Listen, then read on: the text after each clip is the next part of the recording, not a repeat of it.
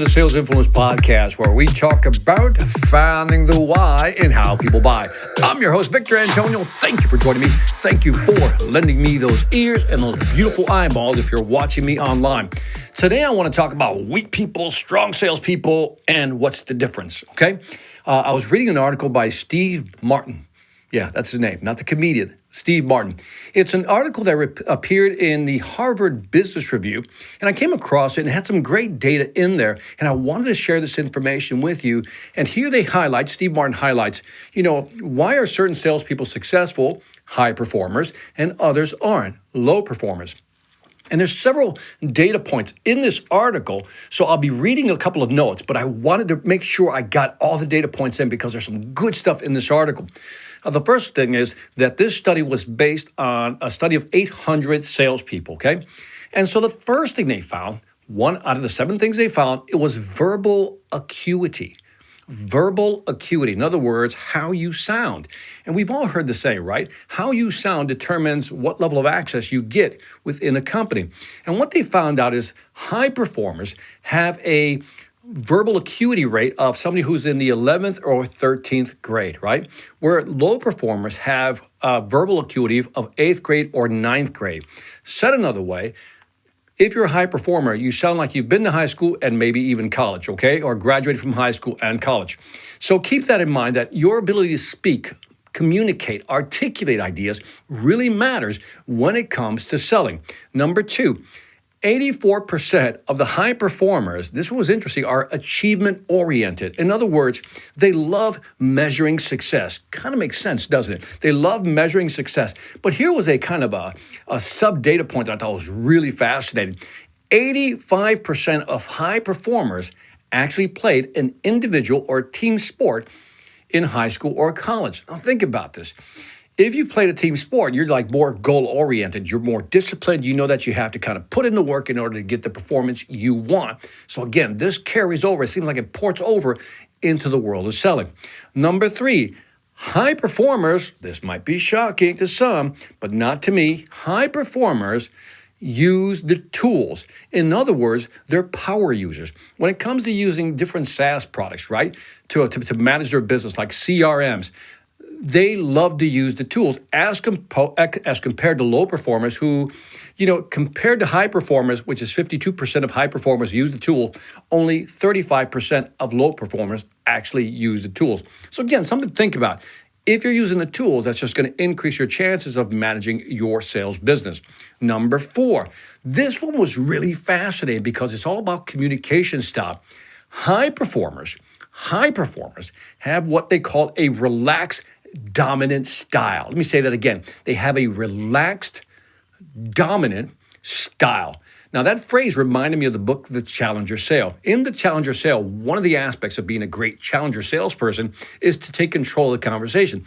Not dominate it, but guide it, move it, but never really just kind of really be authoritative about it. Just take control of the conversation.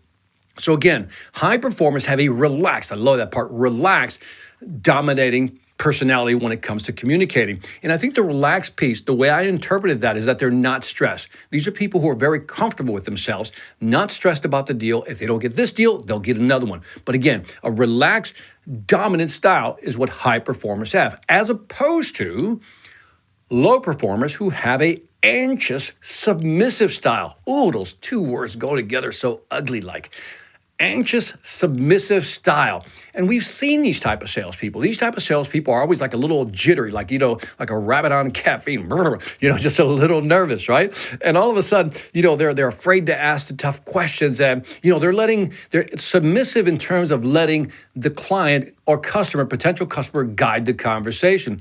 So in this case, where they're more submissive, they're more like following along. They're more reacting to the conversation, whereas the relaxed, dominant style demonstrated by high performers, they take control of the conversation, very relaxed, can guide it and move it, and they're more proactive about the conversation. So number 5, I thought this was also interesting.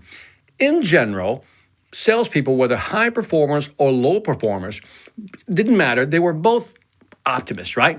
And that makes sense. If you're going to be in sales, you got to be optimistic. But what they found is that high performers have a higher degree of inward pessimism. Inward pessimism. I like that phrase. In other words, they're more likely to be more pessimistic internally. Now, outwardly, they're projecting a very, optimistic attitude, but internally, they're more pessimistic. And some of the conclusions drawn from this is that high performers who are more inwardly pessimistic tend to question deals more. They tend to qualify higher. In other words, they don't have happy ears. You know what I'm talking about when I say happy ears? Like low performers have happy ears. They hear something and they just get all excited and all happy thinking the deal's going to go through. Where high performers are more skeptical. That's where the inward pessimism comes in. And what they'll do, because they're more skeptical, is that they'll ask more questions, they'll ask tougher questions, and they'll qualify all the way through. In other words, that's what they do. They're inwardly pessimistic, but outwardly optimistic. So I thought that was interesting. Number 6, now we move away from the individual, and now let's talk about management and the organization. What they found is that high performers actually collaborate with their sales managers. In other words, the conversations they're having with their sales managers more about strategy and tactic and how to get more deals. Where low performers tend to have conversations that lean on the manager to help them out, let's say with product or explaining products to the clients or maybe even helping out with the presentation. So 2 different interactions going on here. High performers use management to strategize. Low performers use management to lean on almost like a crutch to help them close deals. Lastly, when it comes to the sales organization, what they found is that high performers love to strive within a company that has their, I'll say, moral compass defined. In other words, when there's high morale, when people are excited about working with the company and there's accountability within the company, high performers strive within that environment. Kind of makes sense if you think about it. High morale means, let's go do this. Accountability, you hold people to the numbers or the metrics. And high performers love this. It goes back to achievement and actually tracking performance. So this is fascinating data. I would love to hear your feedback on what you think of some of these bullet points. And what they also found, I'll conclude with this, is that it doesn't matter whether the organization's in a growth mode or just a stable mode. High performers and low performers, there was no correlation in terms of whether they were better or not. Didn't matter.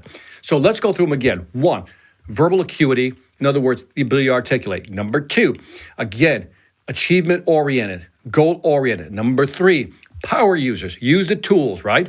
Number 4, relaxed, dominant style versus the anxious, submissive style. Again, something to keep in mind. Number 5, again, high performers are inwardly pessimistic, always questioning, always asking, always verifying, and I love that. They work with their sales managers in a much more collaborative mode, and they love a company that has high morale and holds people accountable. Now, that's what high performers want, and that's what high performers do in this study by Steve Barton. So again, check it out. Let me know what you think. Give me some feedback on these different items, and that is it for the Sales Influence Podcast. Leave me some feedback on iTunes, Stitcher, YouTube, Pandora, Spotify, wherever you're listening or watching. And after you do that, you know how it is. Go check out the Sales Velocity Academy. We've just added some new courses, some new master classes. And remember, we also have something called Victor's Inner Circle, where if you're a member of the Sales Velocity Academy, you can hang out with me once a month and ask me anything you want. And we have this roundtable discussion virtually. So check it out at salesvelocityacademy.com. On that note, this is Victor Antonio, always reminding you, selenate hard when you know how. Take care.